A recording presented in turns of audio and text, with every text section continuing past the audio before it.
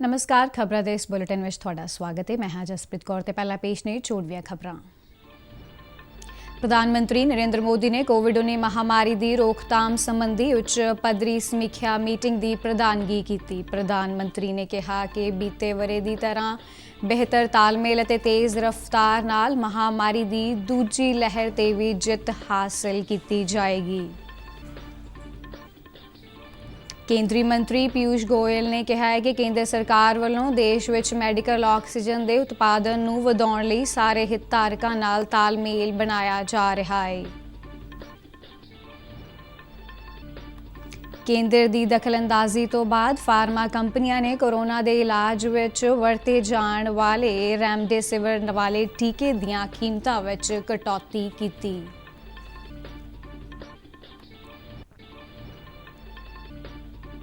प्रधानमंत्री वालों अपील तो बाद जूना अखाड़े के मुखी आचार्य विदेशानंद ने कुंभ मेले की समाप्ति का ऐलान किया।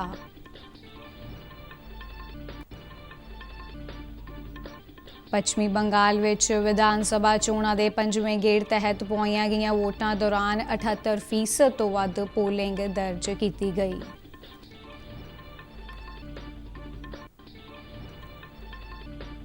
छत्तीसगढ़ के रायपुर विच एक कोविड हस्पताल विच अग लगन कारण 5 जणियां की मौत। ते हुण खबरां विस्तार नाल। प्रधानमंत्री नरेंद्र मोदी ने कहा है कि बीते वरे की तरह इस बार भी बेहतर तालमेल और तेज़ रफ्तार नाल कोविड-19 महामारी की दूजी लहर ते भी जित हासिल की जाएगी। बीती शाम महामारी संबंधी एक उच्च पद्धरी समीक्षा मीटिंग नूं वर्चुअल माध्यम राहीं संबोधन करदਿਆਂ प्रधानमंत्री ने कहा है कि भारत ने पिछले साल भी महामारी ते काबू पाया सी, पर इस बार बेहतर ढंग नाल अते पहले सिद्धांतां मुताबिक महामारी की दूजी लहर ते भी जित हासिल की जाएगी। प्रधानमंत्री ने मीटिंग दौरान इस गल ते जोर दिता है कि टेस्टिंग, ट्रैकिंग और इलाज का कोई बदल नहीं है। उन्होंने कहा कि तेज़ रफ्तार नाल की जा रही टेस्टिंग और महामारी की लपेट में आए मरीजों के संपर्कों की ट्रैकिंग नाल ही मौतों की गिणती नूं घटाया जा सकता है। प्रधानमंत्री ने स्थानक प्रशासनां नूं लोकां दीआं समस्यावां नूं तरजीह देण लई भी आख्या। उन्हां महामारी के बेहतर प्रबंधन लई सूबिਆਂ नाल नेड़िओ तालमेल बनाउण दे भी निर्देश दिते। उन्हां कहा कि कोविड हस्पतालों में वधेरे बैडां की सुविधा नूं जल्द ही यकीनी बनाया जाए। प्रधानमंत्री ने देश के फार्मा सैक्टर की पूरी समर्था नूं वरतण की लोड़ ते भी जोर दिता। मीटिंग दौरान प्रधानमंत्री ने रेमडेसिविर और होरनां दवाइयां की सप्लाई की स्थिति की भी समीक्षा की। केंद्रीय वाणिज्य और सनत मंत्री पीयूष गोयल ने कहा है कि केंद्र सरकार देश में मैडिकल ऑक्सीजन के वध तो वध उत्पादन को यकीनी बनाने लिए सारे हितधारकों नाल लगातार तालमेल कर रही है।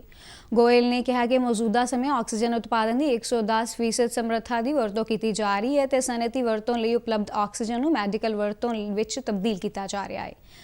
गोयल ने ट्वीट करदਿਆਂ कहा कि मैडिकल ग्रेड की ऑक्सीजन की वरतों कोविड-19 के गंभीर मरीजों के इलाज लिए की जा रही है। महाराष्ट्र के मुख्यमंत्री उद्धव ठाकरे वालों ऑक्सीजन की सप्लाई संबंधी दिते गए बयान से टिप्पणी करदਿਆਂ गोयल ने कहा कि महाराष्ट्र ਨੂੰ ਹੁਣ तक सब तो ਵੱਧ मात्रा ਵਿੱਚ मैडिकल ऑक्सीजन उपलब्ध करवाई गई है।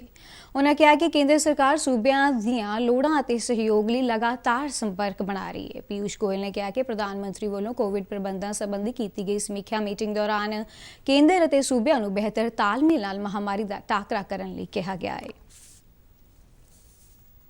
केंद्रीय सेहत और परिवार भलाई मंत्री डॉक्टर हर्षवर्धन ने कोविड महामारी का असर घट करने लई वैक्सीन की एकसार उपलब्धता ते भी जोर दिता है। उन्होंने विश्व भाईचारे नूं दुनिया भर में सारिਆਂ ਨੂੰ तेजी नाल कोविड वैक्सीन लगाउण के उद्देश नाल खोज, विकास, सप्लाई और सहयोग करने की अपील की है। डॉक्टर हर्षवर्धन ने सब लई एक वैक्सीन विषय ते आर्थिक समाजिक परिषद की मंत्री पद्धर विशेष मीटिंग नूं संबोधन करदਿਆਂ कहा कि विश्व भाईचारे सामने दवाइयां की पहुंच, समर्था, उपलब्धता और सप्लाई की चुनौती है। उन्होंने कहा कि कोरोना टीके की सप्लाई में विश्व ते सहयोग की घाट नाल गरीब देश प्रभावित होणगे। डॉक्टर हर्षवर्धन ने सारे देशों विचाले बेहतर तालमेल और सहयोग की अपील करदਿਆਂ कहा कि कोरोना वायरस के नवे स्टेन फैल रहे हैं। इसनूं समाप्त करने लिए अंतरराष्ट्रीय पद्धर ते निगरानी और पछाण लिए ਵੱਖ-ਵੱਖ देशों विचाले सहयोग जरूरी है। डॉक्टर हर्षवर्धन ने इस चुनौती नाल असरदार ढंग नाल नजिठण लिए समयबद्ध सूचना के आदान प्रदान की लोड़ ते भी जोर दिता। भारत में कोविड-19 चुनौतियों नाल नजिठण लई कीतियां गईआं कोशिशों की चर्चा करदਿਆਂ सेहत मंत्री ने कहा कि भारत महामारी विरुद्ध लड़ाई में विश्व पद्धर ते मुहरली कतार में है। उन्होंने कहा कि 2 टीकियां के एमरजेंसी इस्तेमाल की इजाजत दी गई है और 20 टीकियां ते विचार की जा रही है। ਉਨ੍ਹਾਂ ਕਿਹਾ ਕਿ ਸਰਕਾਰ ਆਪਣੇ ਨਾਗਰਿਕਾਂ ਨੂੰ ਟੀਕਾ ਉਪਲਬਧ ਕਰਵਾਉਣ ਲਈ ਵਚਨਬੱਧ ਹੈ। ਗਲਤ ਸੂਚਨਾਵਾਂ ਨੂੰ ਇੱਕ ਚੁਣੌਤੀ ਵਜੋਂ ਲੈਂਦੇ ਡਾਕਟਰ ਹਰਸ਼ਵਰਧਨ ਨੇ ਕਿਹਾ ਕਿ ਟੀਕੇ ਬਾਰੇ ਕਿਸੇ ਵੀ ਸ਼ੱਕ ਨੂੰ ਵਿਗਿਆਨਕ ਤੱਥਾਂ ਨਾਲ ਦੂਰ ਕੀਤਾ ਜਾ ਸਕਦਾ ਹੈ।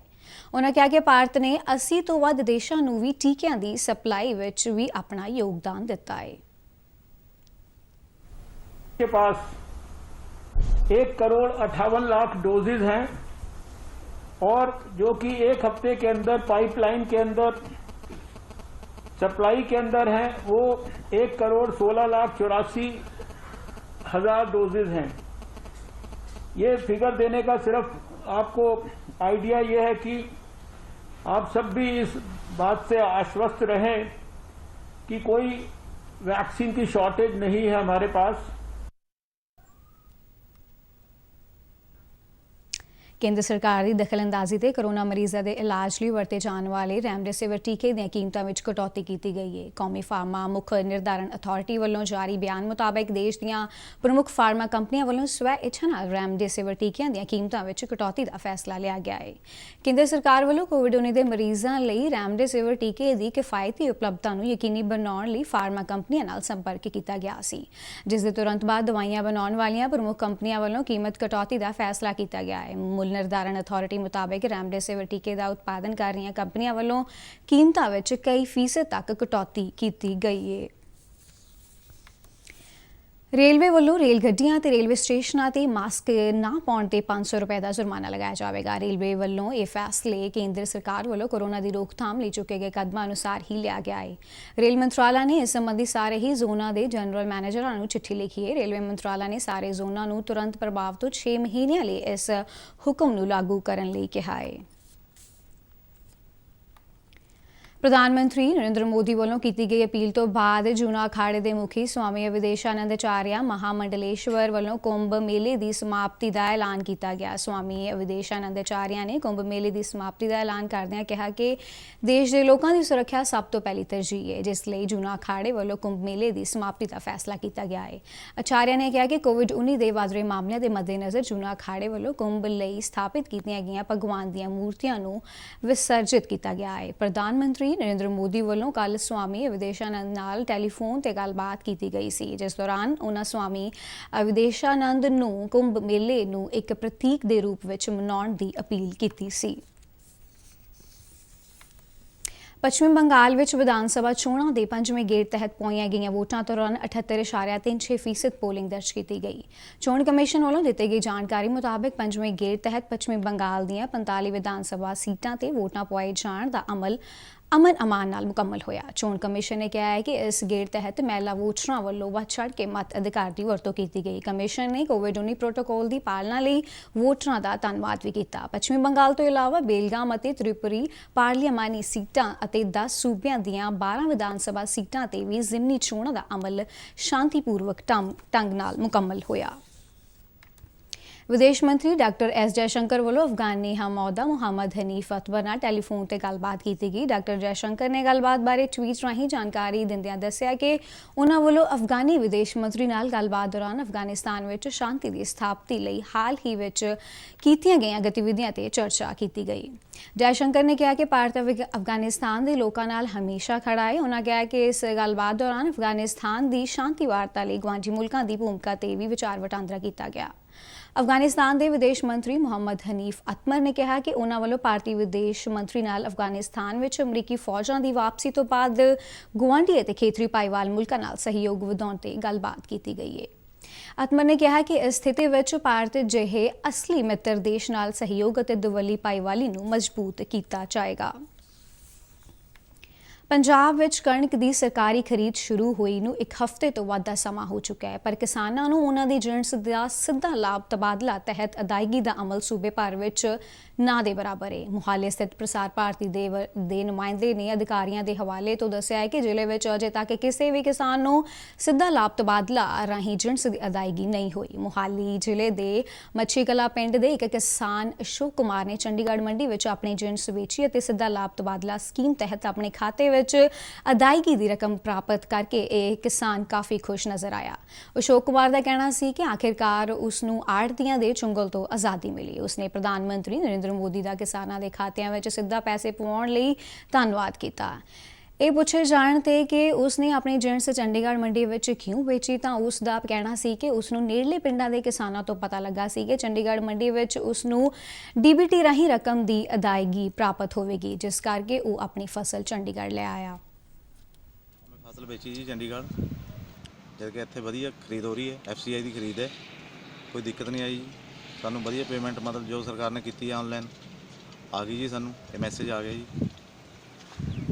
ਬਾਕੀ ਇੱਥੇ ਠੀਕ ਠਾਕ ਹੈ ਜੀ, ਕੋਈ ਇਹੋ ਜਿਹਾ ਮਾਹੌਲ ਨਹੀਂ, ਮਤਲਬ FCI ਦੀ ਖਰੀਦ ਹੈ ਜੀ, ਵਧੀਆ ਹੈ, ਸਰਕਾਰ ਵਧੀਆ ਕੰਮ ਕਰ ਰਹੀ ਜੀ, ਆੜ੍ਹਤੀਆਂ ਤੋਂ ਖਹਿੜਾ ਛੁਡਵਾਤਾ। इस दौरान जिले की खरड़ मंडी विच आड़तियां दे प्रधान सुनील अग्रवाल ते किसान रणधीर सिंह ने संबंधित विभाग ते एजेंसियां दे वतीरे ते अफसोस प्रगट करदिआं कहा है कि जे चंडीगढ़ विच DBT राहीं किसानां नूं सिद्धी अदायगी हो सकदी है तां पंजाब दीआं मंडियां विच क्यों नहीं। पेमेंट का ऑर्डर होया सी, किसी भी फार्मर ਨੂੰ ਕੋਈ डायरैक्ट पेमेंट नहीं हुई। आड़तियां ਵੱਲੋਂ जो IDs ਦਿੱਤੀਆਂ ਗਈਆਂ ਸੀ ਸਰਕਾਰ ਵੱਲੋਂ, ਜੋ ਸਪੈਸੀਫਿਕੇਸ਼ਨ ਜੋ ਇੰਸਟਰਕਸ਼ਨ ਸੀਗੀਆਂ ਸਾਰੇ ਆੜਤੀਆਂ ਨੇ ਪੂਰੀਆਂ ਕਰ ਦਿੱਤੀਆਂ ਨੇ। ਉਹ ਅੱਜ ਇਹ 10 ਤਰੀਕ ਤੋਂ 11 ਤਰੀਕ ਤੋਂ ਪ੍ਰੋਕਿਉਰਮੈਂਟ ਸ਼ੁਰੂ ਹੋ ਗਿਆ, ਅੱਜ 17 ਤਰੀਕ ਹੋ ਗਈ, ਹਜੇ ਤੱਕ ਇੱਕ ਵੀ ਪੇਮੈਂਟ ਡਾਇਰੈਕਟ ਨਹੀਂ ਪਈ, ਇਨਡਾਇਰੈਕਟ ਨਹੀਂ ਪਈ। ਤੇ ਅਸੀਂ ਸਾਰਾ ਅਪਡੇਟ ਕਰਤਾ ਚੰਡੀਗੜ੍ਹ FCI ਤੋਂ, ਅਸੀਂ ਮਤਲਬ ਇਨਫੋਰਮੇਸ਼ਨ ਲਈ ਹੈ ਕਿ ਉੱਥੇ ਉਹਨਾਂ ਬਾਰੇ ਦੱਸਿਆ ਕਿ FCI ਨੇ ਚੰਡੀਗੜ੍ਹ ਜਿਹੜੀ ਪ੍ਰੋਕਿਉਰਮੈਂਟ ਹੋ ਰਹੀ ਸਾਰੇ ਫਾਰਮਰਸ ਨੂੰ ਪੇਮੈਂਟ ਪਾਤੀ।